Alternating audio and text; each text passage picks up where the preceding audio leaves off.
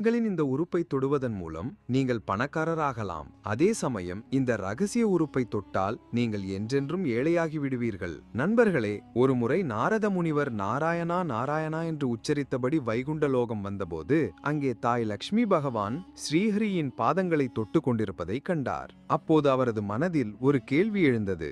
அவர் பகவான் ஸ்ரீஹரியிடம், பிரபு, என் மனதில் ஒரு விசித்திரமான கேள்வி எழுந்துள்ளது. நான் உங்களிடம் கேட்க விரும்பவில்லை, ஆனால் என் மனமும் இந்த விஷயத்தை ஏற்றுக்கொள்ள மறுக்கிறது. நான் பெரும் குழப்பத்தில் உள்ளேன் என்றார். அப்போது பகவான் ஸ்ரீஹரி புன்னகையுடன், நாரதா, தயங்காமல் கேள். மனதின் சுமைதான் மிகப்பெரியது மற்றும் மிகவும் வேதனை தருவது. நீ அதை இங்கே இறக்கி வைக்கவில்லை என்றால் அது உன்னுடன் முடிவில்லாமல் இருக்கும். மேலும் நீ நாள் செல்ல செல்ல அதன் கீழ் அழிந்து போவாய் என்றார். நண்பர்களே, தேவரிஷி நாரதர் கூறுகிறார், பிரபு, தாய் லக்ஷ்மி எப்போதும் உங்கள் சேவையில் ஈடுபடுகிறார். உங்கள் பாதங்களை மசாஜ் செய்கிறார், உங்கள் பாதங்களை தொடுகிறார். ஒரு மனைவி தன் கணவன் அல்லது தந்தையின் பாதங்களை தொடுவது போல ஒரு பெண்ணின் எந்த உறுப்பை ஆண்கள் தொட்டால் நல்ல பலன் கிடைக்கும், மேலும் எந்த குறிப்பிட்ட உறுப்பை தொட்டால் துரதிருஷ்டம் வரும் என்பதை நான் தெரிந்து கொள்ள விரும்புகிறேன் என்றார். ஸ்ரீஹரி கூறினார், நாரதா, நீங்கள் எழுப்பிய கேள்வி அனைத்து மனித குலத்திற்கும் நன்மை பயக்கும் மிக முக்கியமான ஒன்றாகும். இன்று நான் உங்கள் இந்த கேள்விக்கு ஒரு கதை சொல்கிறேன். நீங்கள் இந்த கதையை கவனமாக கேட்க வேண்டும். யார் இந்த கதையை கேட்கிறார்களோ அவர்களின் எல்லா பாவங்களும் அழிந்துவிடும். மேலும் தேவி லக்ஷ்மி எப்போதும் அவர் வீட்டில் தனது கருணை கண்களை பதித்திருப்பார். நண்பர்களே, வணக்கம் மற்றும் எங்கள் ஆன்மீக சேனலான 18 புராணங்களுக்கு உங்களை வரவேற்கிறோம். அன்பான பார்வையாளர்களே, பகவான் ஸ்ரீஹரி கூறுகிறார், நாரதா, ஒரு காலத்தில் அங்க தேசத்தில் சுஷேனன் என்ற ஒரு பிராமணன் தனது மனைவி உர்மிளாவுடன் வசித்து வந்தான். அந்த பிராமணனின் மனைவி பார்ப்பதற்கு அழகாக இருந்தாள். அவள் பிராமண குலத்தில் பிறந்திருந்தாலும் அவளுடைய நடத்தையும் குணங்களும் ஒரு வைசியரைப் போல இருந்தன. தினமும் இருவருக்கும் சண்டை நடந்தது. உர்மிளா எப்போதும் தன் கணவன் மீது கோபமாக இருந்தாள். ஏனென்றால் சுஷேனன் தன் மனைவி உர்மிளாவுடன் நேரம் செலவிடுவதில்லை. அதே நகரில் சாந்தா என்ற விபச்சாரியும் இருந்தாள். அவள் மிகவும் அழகாகவும் குணசாலிகளாகவும் இருந்தாள். ஆனால் அவளுடைய வறுமை அவளை இந்த வேலைக்கு தள்ளியது. நண்பர்களே, பகவான் ஸ்ரீஹரி கூறுகிறார், நாரதா, அந்த நகரில் இந்த ஒரு பிராமண குடும்பத்தை தவிர மற்ற அனைத்து நகரவாசிகளும் மிகவும் மகிழ்ச்சியான வாழ்க்கை வாழ்ந்தனர். இதற்கு காரணம் அந்த விபச்சாரி. எந்த ஒரு ஆண் அவளிடம் ஒரு இரவு தங்குவதற்காக சென்றாலும் சில நாட்களில் அந்த நபரின் அதிர்ஷ்டம் மாறிவிடும்.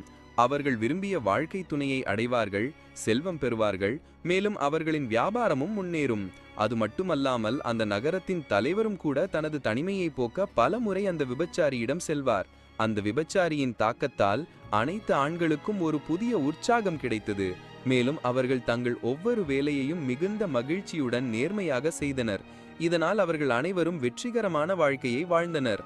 நண்பர்களே, அந்த பிராமணனின் மனைவியும் இந்த சோம்பேறி பிராமணனை விட்டுவிட்டு அந்த விபச்சாரியுடன் வாழலாம் என்று நினைத்தாள். அடுத்த நாள் அந்த பிராமணனின் மனைவிக்கும் அவளது கணவனுக்கும் இடையே சண்டை ஏற்பட்டதால் அவள் அவளிடம் சென்று, சகோதரி, நானும் உன்னுடன் வாழ விரும்புகிறேன் என்றாள். அப்போது அந்த விபச்சாரி, சகோதரி என்று அழைத்ததால் சரி, இன்று முதல் நான் உன் சகோதரி. ஆனால் ஏன் நீ என்னுடன் இருந்து உன் துரதிருஷ்டத்தை இழுத்துக் கொள்கிறாய்? நான் உயிரோடு இருக்கும் போதே நரகத்தை அனுபவித்து வருகிறேன். இறந்த பிறகும் நான் நரகத்திற்கு செல்வது நிச்சயம். நீ உன் வாழ்க்கையை மகிழ்ச்சியாக வாழ் என்றாள். விபச்சாரியின் இந்த வார்த்தைகளை கேட்ட அந்த பிராமணி உணர்ச்சி வசப்பட்டு தன் கணவனை பற்றிய அனைத்து விஷயங்களையும் அவளிடம் கூறினாள். அப்போது அந்த விபச்சாரியும் அந்த விஷயங்களை கேட்டு ஆச்சரியமடைந்தாள். ஆனால் அவள் தன் வாழ்மொழி சகோதரியிடம், சகோதரி, ஒரே ஒரு நாள் மட்டும் உன் கணவனை என்னிடம் அனுப்பு. அதன் பிறகு உன் வாழ்க்கையும் மகிழ்ச்சியாகிவிடும் பார் என்றாள். நண்பர்களே, அந்த பிராமணி தன் கணவனை அந்த விபச்சாரியிடம் அனுப்ப சம்மதித்தாள். ஆனால் ஒரு நிபந்தனையின் பெயரில். அவள் அந்த விபச்சாரியிடம் தன் கணவனுடன் எந்த வெறுக்கத்தக்க காரியமும் செய்யக்கூடாது, அவனது ஒழுக்கமும் கெடக்கூடாது என்று கூறினாள். அப்போது அந்த விபச்சாரி, ஆம் சகோதரி, என்னிடம் வரும் ஒவ்வொருவரும் சிற்றின்பத்திற்காக தங்கள் காம உணர்வுகளை தணித்துக் கொள்ளத்தான் வருகிறார்கள். ஆனால் அவர்களுடன் என்ன எப்படி செய்ய வேண்டும் என்பது என் மனதை பொறுத்தது. இப்போது நீ கவலையின்றி உன் வீட்டிற்கு செல். நாளை இரவு உன் கணவனை என்னிடம் அனுப்பு என்றாள். நண்பர்களே, பகவான் ஸ்ரீஹரி கூறுகிறார், நாரதா, அடுத்த நாள் அந்த பிராமணி தன் கணவனிடம் இந்த விஷயங்களை கூறும்போது அவனுக்கு மிகவும் கோபம் வந்தது. ஆனால் தன் மனைவியின் மீதான அன்பினாலும் தன் பிராமண தர்மத்திற்கு பயந்தும் அவன் மீண்டும் மீண்டும் மறுத்தான். அப்போது அந்த பிராமணி தன் நிபந்தனையையும் பிராமணனிடம் கூறினாள். அப்போது அவன் அந்த விபச்சாரியிடம் செல்ல ஒப்புக்கொண்டான். பிறகு இரவில் அந்த பிராமணன் தன் முகத்தை மறைத்துக்கொண்டு இரவின் ஆழ்ந்த இருளில் விபச்சாரியின் வீட்டின் பின்வாசல் வழியாக உள்ளே நுழைந்தான். அப்போது அந்த விபச்சாரி அவனை இழுத்துக்கொண்டு தன் படுக்கை அறைக்கு சென்றாள். ஆனால் அந்த பெண்ணின் தொடுதலால் அந்த பிராமணன் பதற்றமடைந்து தன்னை தொட வேண்டாம் என்று அவளிடம் கெஞ்சினான். அப்போது அந்த விபச்சாரி, பிராமணா, உங்களுக்கு என் பணிவான வணக்கம். வெளியில் இருக்கும் யாரும் உங்களை பார்த்துவிடக்கூடாது என்பதற்காகத்தான் நான் உங்களை உள்ளே இழுத்தேன். ஏனென்றால் ஒரு பிராமணன் ஒரு விபச்சாரியுடன் இருப்பது சமூகத்தின் மிகப்பெரிய களங்கம் என்றாள். நண்பர்களே, அந்த விபச்சாரி மக்களின் வெற்றிகரமான வாழ்க்கையை பற்றி கூற ஆரம்பித்தாள். மேலும், பிராமணா, உங்கள் மனைவி நல்ல குணங்கள் கொண்டவள் இல்லை என்று நீங்கள் நினைக்கிறீர்கள். ஆனால் அதற்கு பின்னால் வேறொரு காரணம் உள்ளது. நீங்கள் அவளுடன் தனிமையில் நேரம் செலவிடுவதில்லை. அதனால்தான் அவளால் தன்னை அமைதிப்படுத்திக் கொள்ள முடியவில்லை. நீங்களும் அவளுக்கு அந்த இன்பத்தை கொடுத்தால் உங்கள் மனைவி உர்மிளா எப்போதும் ஒரு தாசியாக இருப்பாள். மேலும் உங்கள் மகிழ்ச்சி, நீங்கள் விரும்பாத வேலையை அவள் ஒருபோதும் செய்ய மாட்டாள். ஏனென்றால் ஆண்கள் பெண்களின் மனதை புரிந்து கொள்வதில்லை. இதனால்தான் இருவரும் எப்போதும் சோகமாக இருக்கிறார்கள். ஆக, அதிர்ஷ்டசாலி பெண்ணின் குணநலன்களை பற்றி நான் உங்களுக்கு சொல்கிறேன். இதனால்தான் என்னிடம் வரும் அனைவரும் தங்கள் மனைவியுடன் மகிழ்ச்சியாக வாழ்கிறார்கள். ஒரு பெண்ணுக்கு பளபளப்பான வெண்மையான முன்னோக்கிய பற்கள் இருந்தால் அவள் மிகவும் நல்ல குணங்கள் கொண்டவளாக கருதப்படுகிறாள். அவளது கால்களில் சங்கு, தாமரை அல்லது சக்கர சின்னம் இருந்தால், கால் பெருவிரல் அகலமாகவும் வட்டமாகவும் சிவப்பாகவும் இருந்தால், மூக்கின் நுனியில் மச்சம் இருந்தால், பளபளப்பான நகங்கள் இருந்தால் அத்தகைய பெண்கள் அதிர்ஷ்டசாலிகள். பெரிய வட்டமான ஆண்களை ஈர்க்கும் கண்கள் கொண்ட பெண் கணவனின் ஆயுளை அதிகரிப்பாள். பிராமணா, இப்போது வாழ்க்கையில் வெற்றி பெற சில ரகசியங்களை சொல்கிறேன், கவனமாக கேளுங்கள். நான் ஒருபோதும் யாருக்கும் அடிமையாக இருப்பதில்லை. நான் மற்றவர்களிடமிருந்து பணம் பெற்றாலும் அவர்களின் கட்டுப்பாட்டில் இருப்பதில்லை. என் விருப்பப்படியே நான் வேலை செய்கிறேன். நான் ஒருபோதும் யாருக்கும் முன்னால் கையேந்துவதில்லை. மற்றவர்களுக்கு முன்னால் கையேந்தும் மனிதன் எப்போதும் ஏழையாகவும் சோகமாகவும் இருப்பான். உழைக்கும் மனிதனிடம்தான் செல்வம் வரும். ஒரு மனிதன் ஒருபோதும் யாருக்கும் அடிமையாக இருக்கக்கூடாது. மாறாக முழு உலகமும் அவனுக்கு அடிமையாக இருக்கும்படி அவன் வேலை செய்ய வேண்டும். மற்றவர்களுக்கு அடிமையாக இருப்பவன் அழிந்து விடுவான். என்னிடத்திற்கு வரும் ஆண்கள் யாரும் என் கட்டுப்பாட்டில் இருப்பதில்லை. மாறாக அவர்கள் என் கட்டுப்பாட்டில் இருக்கிறார்கள். ஆக நீங்களும் இந்த விஷயத்தை வாழ்க்கையில் நினைவில் வைத்துக் கொள்ளுங்கள். நண்பர்களே, விபச்சாரி கூறுகிறாள், பிராமணா, இப்போது நான் உங்களுக்கு பெண்ணின் சில உறுப்புகளை பற்றி சொல்கிறேன். அதை தொட்டாலே ஆண்கள் பணக்காரர்களாகி விடுவார்கள். சாஸ்திரங்களின்படி புத்திசாலிகள், இரக்கமுள்ளவர்கள், விவேகமுள்ளவர்களின் வீட்டில்தான் மகளுக்கு பிறப்பு ஏற்படுகிறது. எனவே ஒரு ஆண் முதலில் தன் மகளின் முகத்தை பார்க்க வேண்டும். அவ்வாறு செய்வதால் அவனுக்கு மகாலட்சுமியின் கருணை கிடைக்கும். அதன் பிறகு அவன் தன் தாயின் பாதங்களை தொட வேண்டும். ஏனென்றால் தாயின் பாதங்களில் ஸ்வர்க்கம் இருப்பதாக கூறப்படுகிறது. எந்த ஒரு மனிதன் காலையில் எழுந்தவுடன் முதலில் தன் தாயின் பாதங்களை தொட்டு அதன் பிறகு வேலையை தொடங்குகிறானோ அவன் இளமையிலேயே வெற்றி பெறுவான். ஆண்கள் காலையில் எழுந்த பிறகு தங்கள் மனைவியின் உள்ளங்கைகளை தொட வேண்டும். ஏனென்றால் பெண்களின் உள்ளங்கைகளில் தாய் லக்ஷ்மி குடியிருக்கிறார். எனவே காலையில் எழுந்த பிறகு இந்த உறுப்புகளை தொடுவது மிகவும் நன்மை பயக்கும் என்று கருதப்படுகிறது. ஒரு பெண்ணின் தொப்புளை பார்ப்பது பரவாயில்லை. ஆனால் ஒரு பெண்ணின் தொப்புளை ஒருபோதும் தொடக்கூடாது. ஒரு பெண்ணின் தொப்புளை தொட்டால் காளிதேவி கோபமடைவாள். ஏனென்றால் ஒரு பெண்ணின் தொப்புளில் காளிதேவியின் சக்தி இருக்கிறது.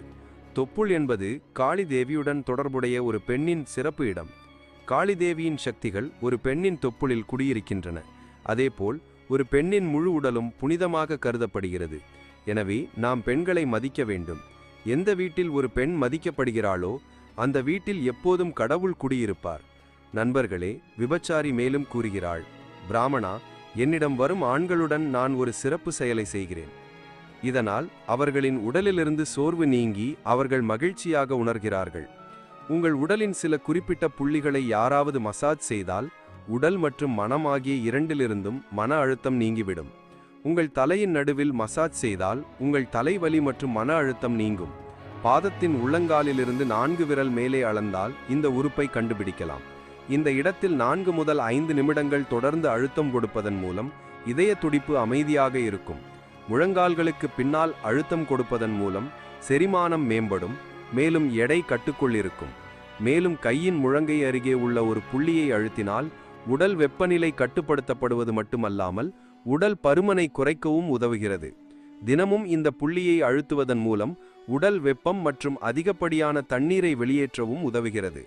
விபச்சாரி கூறுகிறாள், காதுகளின் நடுவில் அமைந்துள்ள ஒரு புள்ளி, இது மையப் புள்ளி என்றும் அழைக்கப்படுகிறது. உங்கள் விரல்களால் இந்த புள்ளியை 1 அல்லது 2 நிமிடங்கள் அழுத்துவதன் மூலம் உங்கள் உடல் எடையை குறைக்கலாம்.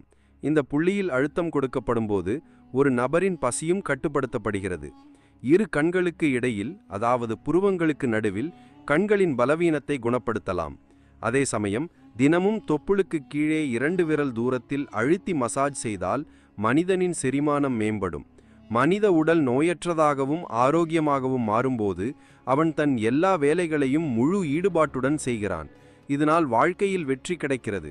ஏனென்றால் ஒரு மனிதனின் உடல் ஆரோக்கியமாக இருக்கும்போது அவனது மூளை 4 மடங்கு அதிக வேலை செய்யும் திறன் கொண்டது. ஆக நண்பர்களே, இந்த விஷயங்களை எல்லாம் கேட்டு அந்த பிராமணன் அந்த விபச்சாரிக்கு நன்றி சொல்லி அங்கிருந்து செல்கிறான். அவனும் தன் மனைவியுடன் அன்பாக வாழ்கிறான். சில நாட்களுக்கு பிறகு அவன் பணக்காரனாகிறான், மேலும் ஒரு மகிழ்ச்சியான வாழ்க்கையை வாழ்கிறான். ஆக நண்பர்களே, இந்த விதமாகவே பகவான் ஸ்ரீஹரி நாரத முனிவரிடம் தொடுதலை பற்றிய முக்கியமான தகவல்களை கொடுத்தார். இந்த கதை உங்களுக்கு எப்படி இருந்தது என்று எங்களிடம் சொல்லுங்கள். மேலும் கருத்து பகுதி